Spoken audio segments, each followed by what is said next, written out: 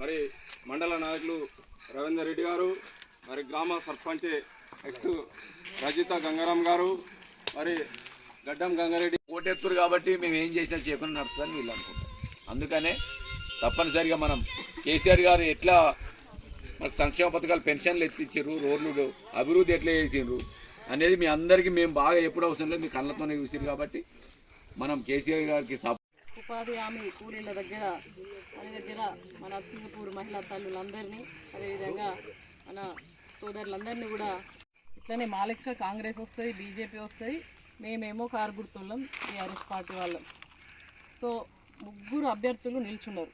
అందులో మేము చెప్పినవన్నీ వాస్తవం అయితేనే కారు గుర్తు కోటేయండి తప్ప వీళ్ళు నాకు సంబంధించిన వాళ్ళు కాంగ్రెస్లు ఉన్నారు, మా వాళ్ళు మాకు దగ్గర వాళ్ళు, నాకు సంబంధించిన వాళ్ళు బీజేపీలు ఉన్నారు అని మాత్రం ఓటేస్తే ఏమవుతుందంటే లాస్ట్కు మనం గోసపడతాం. ఇలా కాంగ్రెస్ ప్రభుత్వం వచ్చింది రాష్ట్రంలో 6 గ్యారంటీలు అమలు చేస్తా అని చెప్పిండు. ఒక్కటన్నా అమలు చేసిండా? ఒకసారి మీరు ఆలోచించు. ఒక బస్సు తప్ప ఏదన్నా అమలు చేసిండా? ఫ్రీ బస్సు పెట్టిండు. ఎంత 50 రూపాయలు లేకుండా మనం ఇక్కడ లేవు, ఊకే ఓం బస్సులో కూడా.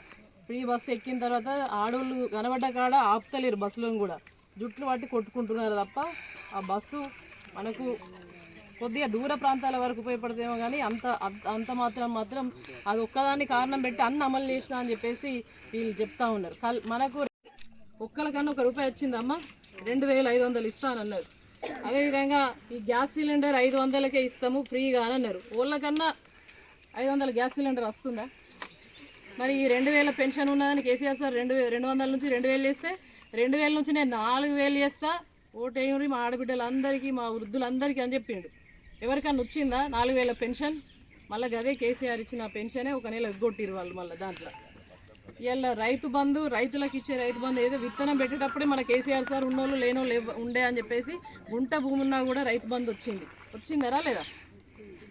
మరి ఇవాళ వచ్చిందా? పరిస్థితి ఉన్నదా? ఈయన రైతు భరోసా అని పేరు మార్చి 15,000 ఇస్తా అన్నాడు. మరి భూమి లేని వాళ్ళకు కూలీలకు 12,000 అన్నాడు. అసలు రైతుకే దిక్కులేదు, మళ్ళీ కూలీలకు ఇస్తా అని ఒక్క మాట నన్ను నిలబెట్టకుండా ఇలా గృహజ్యోతి కింద కరెంటు 200 యూనిట్లు ఫ్రీ అని చెప్పారు. ఇవన్నీ వాళ్ళు చెప్పినాయి, మేము చెప్తున్నాం. చేసిండా చేయలేదా మీరే చెప్పాలి. అనుభవిస్తున్నది మనం. 200 యూనిట్ల కరెంటు ఫ్రీ ఎక్కడ కూడా అమలైతే లేదు. ఒక్కగడ బుడిగజంగాల కాలనీ అని ఉంటాయి మన జైత్యాల, అక్కడ ఒక రోజు ఓపెన్ చేసారు, మళ్ళీ తర్వాత సేమ్ బిల్ కొడుతురు. ఎందుకు కొడుతురు అంటే మాకు పైనుంచి అట్లనే ఉందని చెప్తారు కరెంటు వాళ్ళు.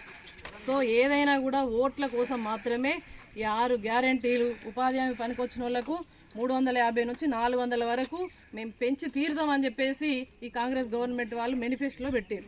మీకు వస్తుందా 350 ఉపాధి హామీ పనికి వచ్చే వాళ్ళకు?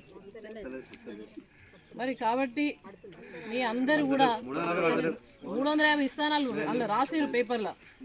పిల్లలు చదువుకునే వాళ్ళకి స్కూటీలు ఇస్తా అన్నారు. విద్యా భరోసా కింద 5 లక్షల పథకం పెడతామని అన్నారు. ఒకటే అని వస్తుందా? కళ్యాణ లక్ష్మి మనం ఇస్తే వాళ్ళు తులం బంగారం అన్నారు. కళ్యాణ లక్ష్మి సార్ ఇచ్చేటి, కేసీఆర్ సార్ ఇచ్చేటి 2 తులాలు వస్తుంది బంగారం. ఇక తులం బంగారం అనే వరకల్లా ఆడవాళ్ళకి దేని మీద ఎక్కువ ఉంటుంది? బంగారం మీదనే ఉంటుంది. తులం పట్టుకున్నారు అక్కడక్కడ.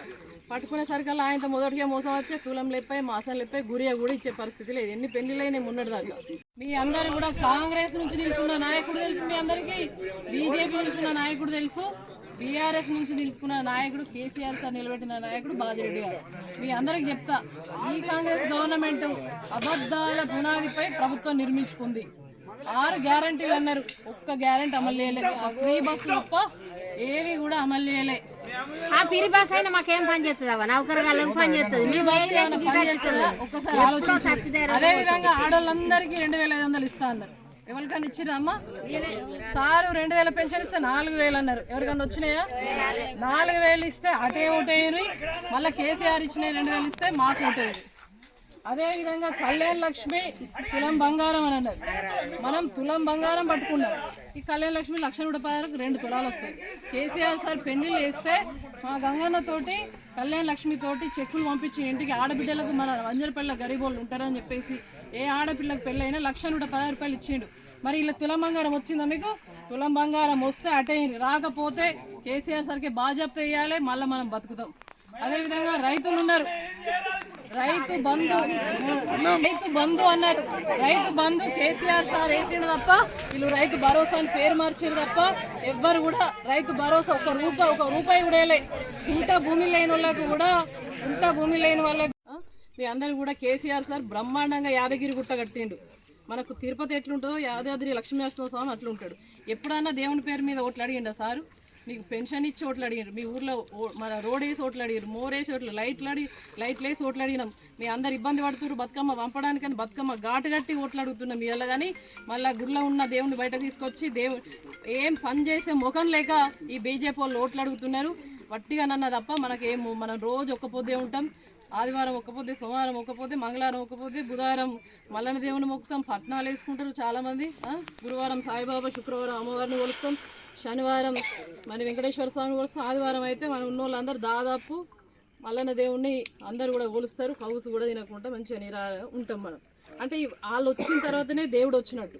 మన అందరు కూడా భక్తులమే, అందరి మనసులో భక్తులు ఉంటాడు. ఆపద వచ్చినప్పుడు దేవుణ్ణి మొక్కుతాం, మన ఇంట్లో మంచిగా లేకపోతే తీర్చుకుంటాం తప్ప వీళ్ళు ఫక్తు నువ్వు పరిపాలన చేయడానికి నువ్వు రావాలి, నువ్వేం చేసినావు అని చెప్పడానికి ఓట్లు అడగాలి, నువ్వేం చేసినావు ఊరికి ఏ మనిషికి ఏం చేసినావు అని చెప్పి ఓట్లు అడగాలి తప్ప ఈ సెంటిమెంట్ కదా మన అందరం అయ్యో దేవుడు అని అంటే ఈ లేదు తీసుకొచ్చారని వట్టిగానన్నా మనకు ఆ సెంటిమెంట్ ఫూల్స్ కాబట్టి అక్కడ ఉన్న మోడీ మన మనసుల మీద వీళ్ళందరూ దేవుడు అంటే ఉత్తగానే ఓట్లు ఎత్తారు, వీళ్ళకి ఏం చేసినా నడితే చేయకుండా నడుతుందని చెప్పేసి అట్లే చేస్తున్నారు. కాబట్టి మన కడుపులకు అన్నం పెట్టే నాయకుడు ఎవరు, పార్టీ ఏది, మన నోట్లే మట్టి కొట్టేటోళ్ళలో మీ అందరూ కూడా ఆలోచించి మరి మే 13వ తారీఖు నాడు ఇట్లా 3 పార్టీలో వచ్చి చెప్పినా కూడా ఓటు నిర్ణయించే అధికారం మీకే ఉంటుంది. ఎంతమందిని ఎన్న నేర్పుకొని ఇలా పెన్షన్ అయిపోయింది, ఎందుకు అయిపోయింది ఒక్కసారి ఆలోచించండి. రైతు బీమా ఒక రైతు ఇంట్లో ఎవరన్నా పెద్ద మనిషి చనిపోతే 5 లక్షలు వారం తిరిగే లోపల మీ గ్రామానికి వచ్చినాయి. ఎవరన్నా ఇచ్చిర్రు అట్లా?